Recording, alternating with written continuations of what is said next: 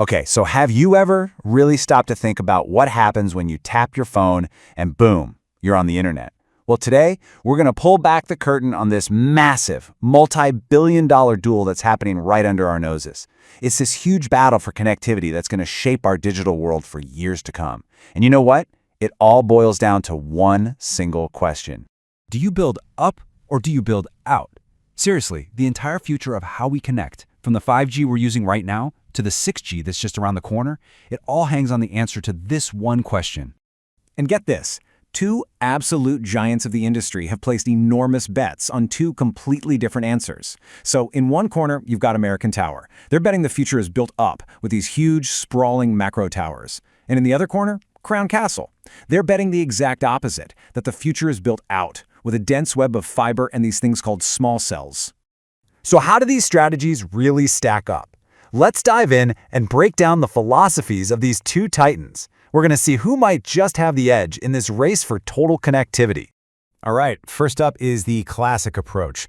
This is the reigning champion of wireless, the strategy perfected by American Tower. It's all about height, it's about power, it's about reach. Honestly, it's the model that built the entire mobile world as we know it. The idea here is actually pretty simple, but it's also incredibly powerful. You build these gigantic macro towers, right? Hundreds of feet tall. Think of them like lighthouses on a digital coast, just casting this massive signal out over huge areas, giving coverage to millions of people at once. And there's a really good reason this approach has been king for so long. It's why you can get a signal when you're driving through the middle of nowhere. It's a proven, predictable business model, and it has been the absolute backbone of our wireless world. That made it perfect for rolling out new tech like 5G across the whole country. But here's the catch. As we all stream and game and video chat more and more, these mighty towers are starting to show their limits. You know that feeling when you're in a packed stadium or a dense downtown area? A single tower can basically become a digital traffic jam. That's when you get those frustratingly slow speeds or that annoying lag, what engineers call high latency. It's that delay between when you do something and when the network actually responds. And, trying to convince a neighborhood to let you put up a giant metal tower, that's not always an easy conversation.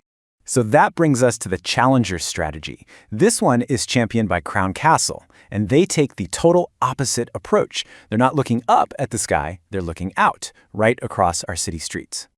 Right, so instead of lighthouses, I want you to think of this strategy as putting a streetlight on every single corner. They are deploying thousands of these little small cell sites. A lot of times they're disguised on lampposts or buildings, and they're connecting all of them with fiber optic cables to get the network physically closer to you. So yeah, it has less range than a big tower, but it's incredibly dense and super powerful when you're up close. And this is really where the build-out strategy just shines. It's basically designed to solve that urban problem that towers have. I mean, think about a future with self-driving cars that all need to talk to each other instantly to avoid crashing. That requires near-zero delay, that ultra-low latency that only a super dense network of small cells can give you. They're really the key to unlocking the true potential of 5G and whatever comes next in our cities. But, as you can probably guess, blanketing an entire city with these digital streetlights is an unbelievably complex and expensive job. Instead of needing one permit for one giant tower, you suddenly need thousands of permits for thousands of tiny locations. And let's be honest, it's just not a practical way to get a signal out across wide-open rural America. So here's the bottom line. Each strategy is a rock star where the other one struggles. Macro towers, they're the undisputed champs of broad nationwide coverage. But small cells, they are unbeatable when it comes to dense, urban performance. They're just two different tools for two very different jobs. But here's the thing. Whether you're building up or building out, both of these massive strategies are completely and utterly dependent on one critical piece of hidden technology. It's the true unsung hero of modern connectivity, and it's buried right under our feet. It's called backhaul. Just think of it like the superhighway that carries all the data from the cell site, whether it's a tower or a small cell, back to the main internet.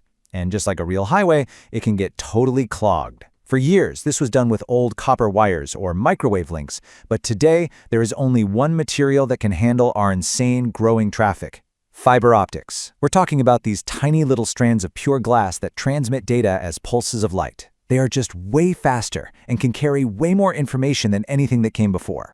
And this right here perfectly illustrates why Crown Castle's big bet isn't just on small cells, it's on the tens of thousands of miles of fiber they own to connect them. See, by controlling the fiber, they control the essential circulatory system that feeds not just their small cells, but maybe even their competitors' towers too. It's a huge bet on owning the digital plumbing of our future cities. So all of this brings us to the future, the race to 6G, and, well, the ultimate verdict on which strategy really wins. Because believe me, the next generation of wireless is going to push our entire infrastructure to its absolute breaking point. The demands for 6G, they sound like they're straight out of a science fiction movie. We're talking about using terahertz spectrum. These are radio waves with insanely high frequencies that carry huge amounts of data. But, and this is key, they travel very short distances. This is the kind of tech we're going to need for things like real-time holographic phone calls, or a city where literally everything is a smart connected device. Building a network for that? It's a monumental challenge. Given these absolutely insane requirements, all demanding extreme network density and speed, does that mean the build-out strategy, with all its fiber and small cells, just completely dominates the future? Well, the answer, as it turns out, is that neither of them can do it alone. The future isn't about one winner and one loser. The future is hybrid. But wait, this isn't just a simple tie. What this really means is that the very nature of the competition is changing. The battle is no longer about which approach is better.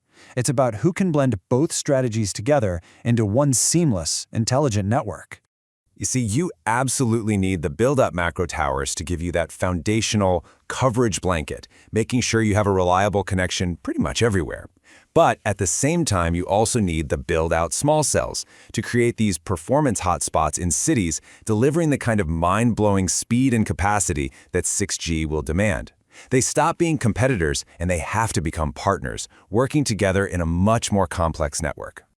So in the end, this big strategic duel isn't really about a winner and a loser. It's about evolving toward this complex, multi-layered world of towers and cells and fiber, all working hand in hand to support a future we're really just beginning to invent. The real battle is shifting away from the visible towers on the horizon to the invisible infrastructure, that buried fiber and those unseen radio waves that will truly define our reality. The only question left is, are we ready for what comes next?